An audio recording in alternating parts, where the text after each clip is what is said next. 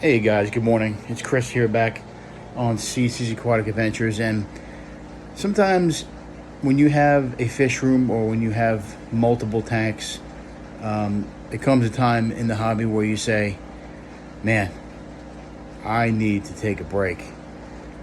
The thought has crossed my mind where I wanted to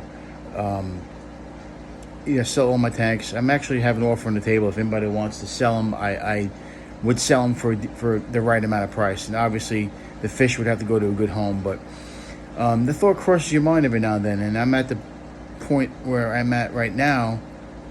I'm at that point right now where I'm like, I don't know if I want to do this anymore. So something has to give where I want to kind of rekindle the passion I had in these fish tanks. And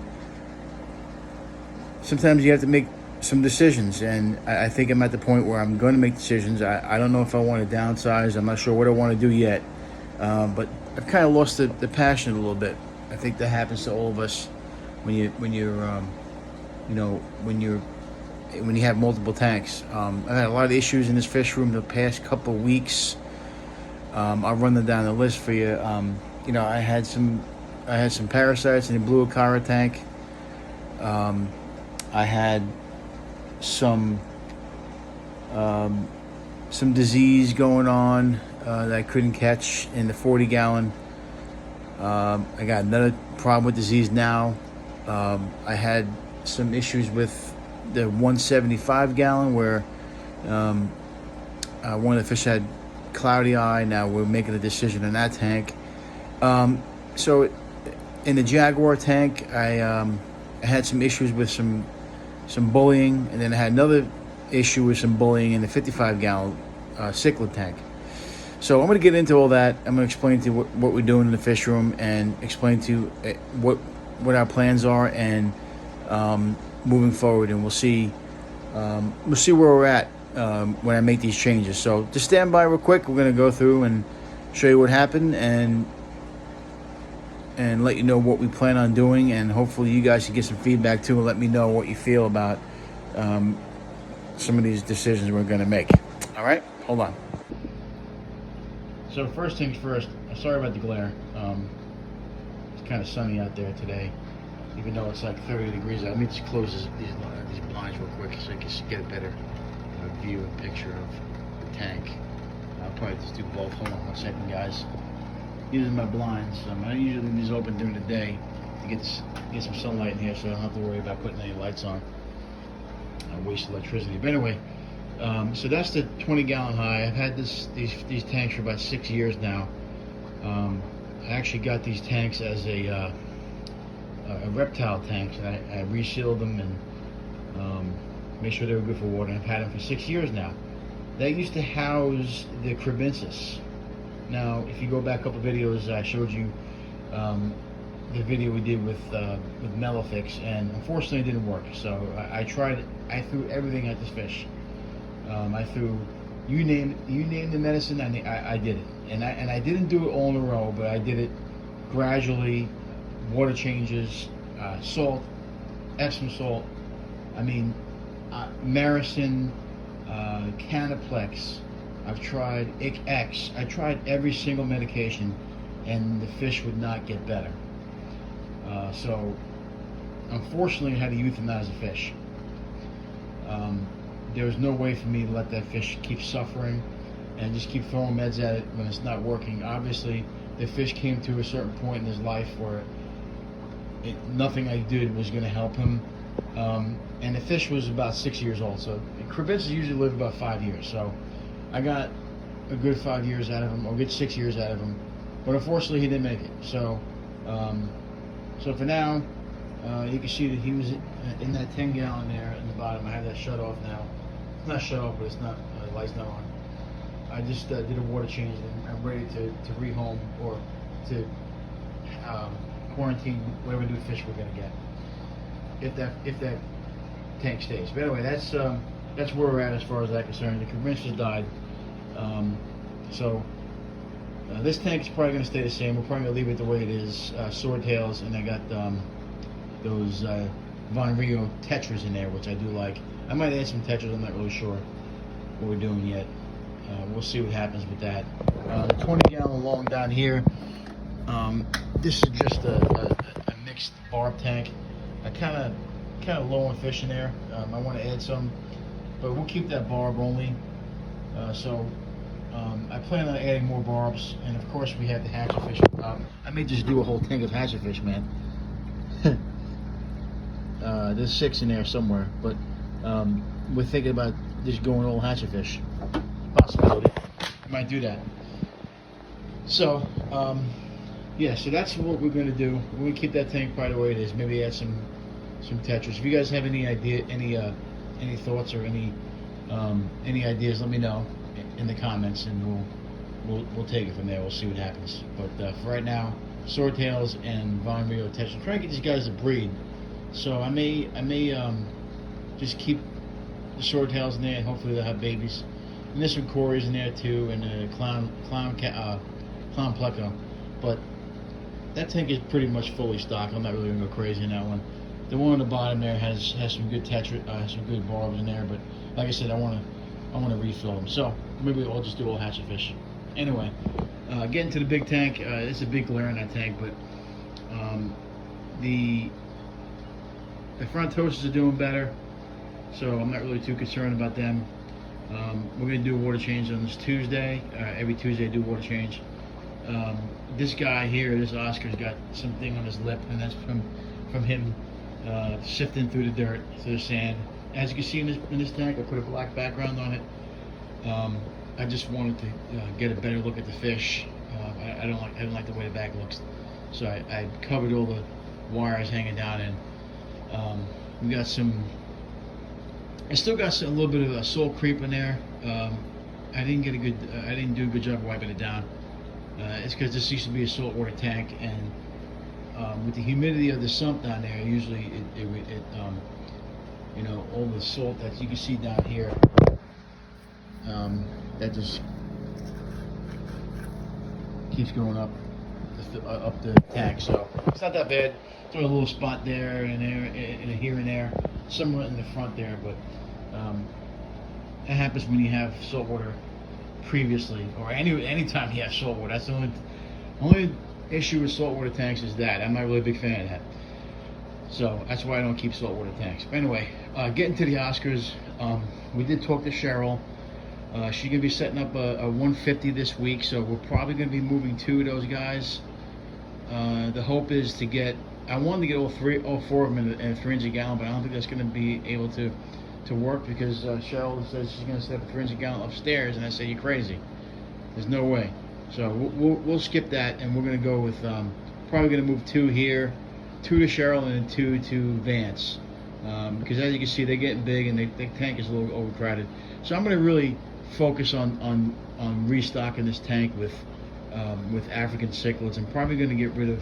I'm thinking about getting rid of the red devil here and this parrotfish, possibly, or just get rid of the red devil and the Oscars. Only because I want to make this just an African cichlid tank and move these guys, whoever's left. I'll explain to you what happened in that tank real quick. Whoever's left in that tank might go in here, with the exception of the small obliques. I might keep them in there. I wanted to put this. I wanted to make this another South American tank. I was thinking about it. I'm not really sure I want to do that yet, but that may be the next step. So we'll see.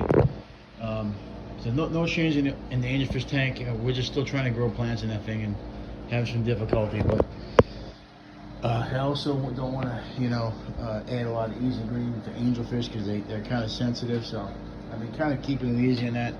We're gonna keep trying. Keep growing plants in that tank, but I'm not really too worried about that right now, as long as the fish are okay. But like I said, I want to move these guys, whoever's left in here, the bigger guys, and move them back in there. There's a couple of African cichlids in there. There's 2 of them I see that I really would like to move. There's 2 of the South Americans in there. There's a convict in there. There's a green terror and a Jack Dempsey. So I want to keep them in there.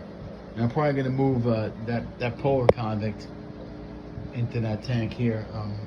So we'll see what happens, but eventually we'll move those guys. But that's what we want to do. And we want to restock this tank. So you guys give me some ideas. I mean, I may just put the South Americans or give them to someone else, or maybe just, you know, keep them in there and then put some other African cichlids in there or South American cichlids and see what happens. So just mix it up a little bit. Maybe move the obliques. I'm not really sure, but that tank's going to be pretty much cleared out and restocked. And I definitely want to, you know, this tank, I want to add a couple more frontoses in there, 2 more frontoses, and I want to get rid of the Oscars, and then keep that just African cichlids in there. Not African cichlids in that tank. So that's the deal with that tank. And you know, like I said, the Oscars, they're too big for that tank. I already know that, and that's why we're getting them a new home. Cheryl's going to work with us.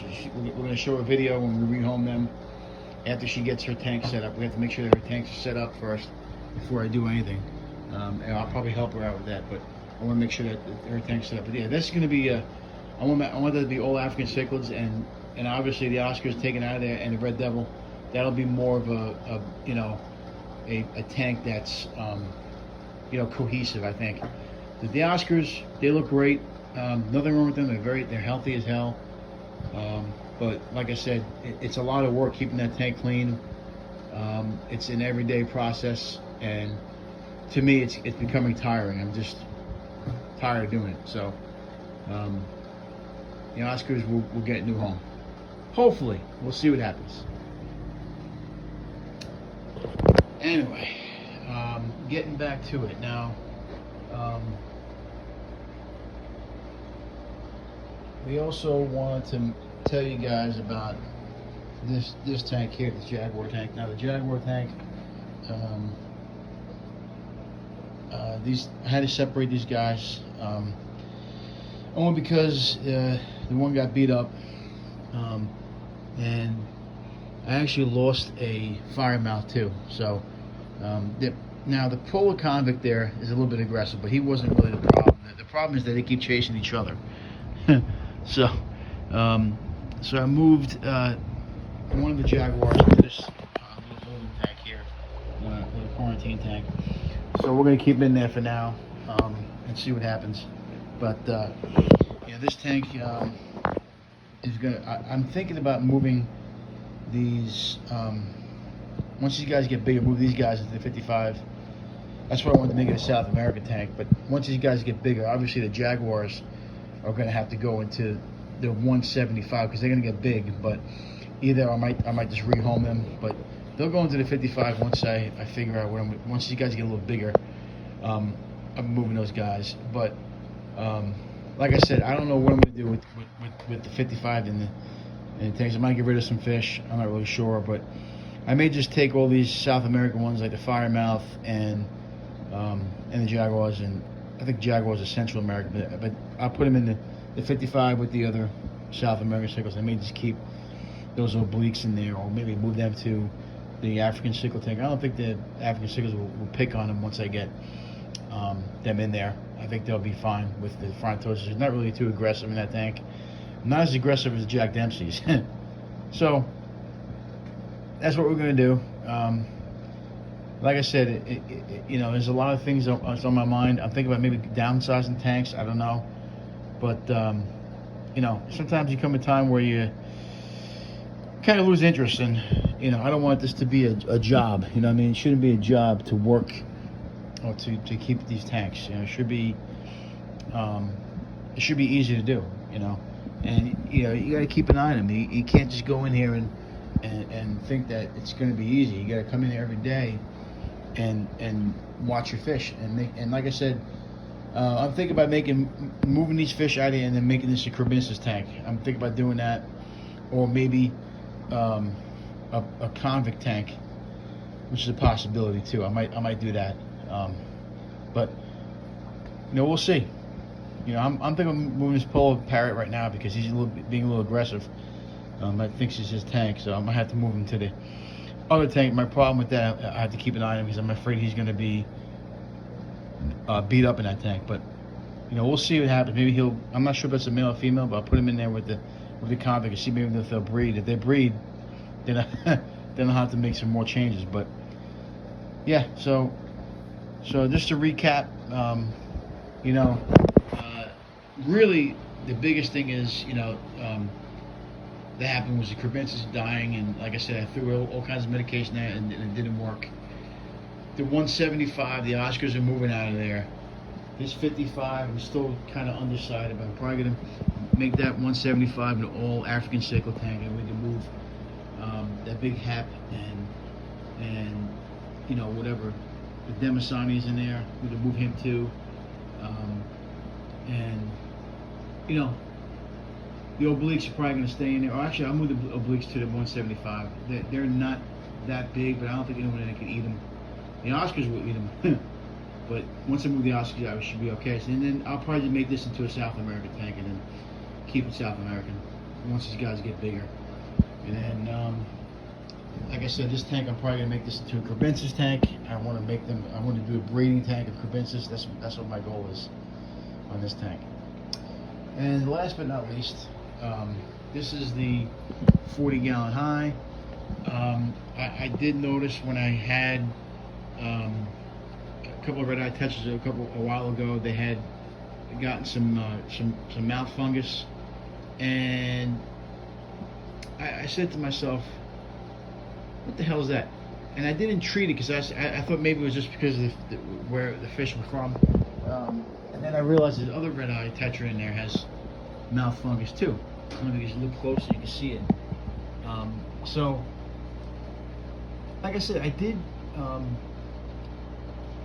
did quarantine these fish, but the problem is when you have fungus, it stays in the tank. So when you don't treat it, it stays in there, and then now it looks like some of the scissor-tail reservoirs have it on their nose. So before I let it go too long, I just treated it with I can't think of the name. It's Uther. Let me get the box because I always forget the name. I have it out here. I was looking at before. This stuff here. Erythromycin. That stuff I used. And like I said, it's like one thing after another, I had to treat this tank, and then that tank had, at one point had worms.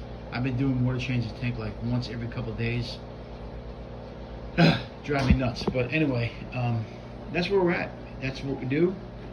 And like I said, I actually offered, I actually put it on Facebook that I'm willing to sell this stuff if somebody offered me the right price. So maybe I'll downsize. I don't know yet. What I really want to do is, once I get my heart transplant, I want to move into there's a basement and run a basement fish room. So that's the update. That's what's going on. Oh, by the way, I forgot to tell you guys, in this 55-gallon, that the big reason why I wanted to do the video was that, there was a yellow African cichlid in here that was just terrorizing the whole damn tank.